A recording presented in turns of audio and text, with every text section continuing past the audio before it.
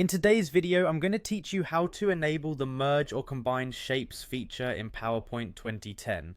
This handy tool allows you to create custom shapes by combining existing ones, opening up new possibilities for creativity in your presentations. So let's dive in.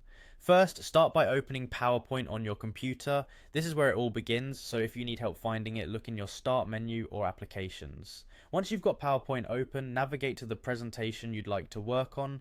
You might have something already prepared, or maybe you will create a new document. Either way, this feature will become quite useful. Next, direct your attention to the top left corner of your screen where you'll see the File tab. Click on it. This will take you to a different view where you can manage various PowerPoint settings. Once you're in the File tab, look for Options.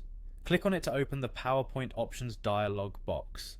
This is where you can tweak many of the program's settings to suit your preferences. Now within the Options window, find the section called Customize Ribbon.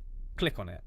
It's located in the left-hand menu, and this is where you can add or remove options from your PowerPoint interface. You should now focus on the first drop-down menu you'll see, labeled as Choose Commands From.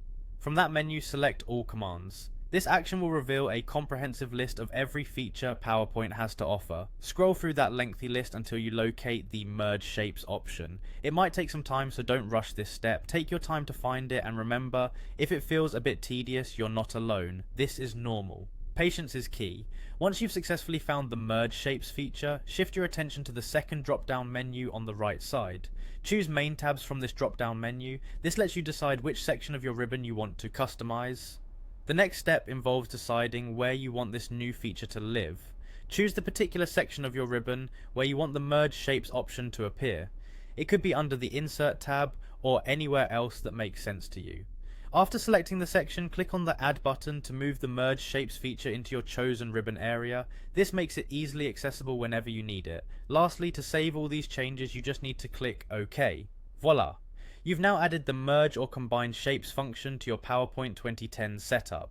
This customization will greatly enhance your ability to manipulate shapes and elevate your presentation designs. I hope you found this tutorial helpful, and I can't wait to see what creative shapes you come up with. Happy creating!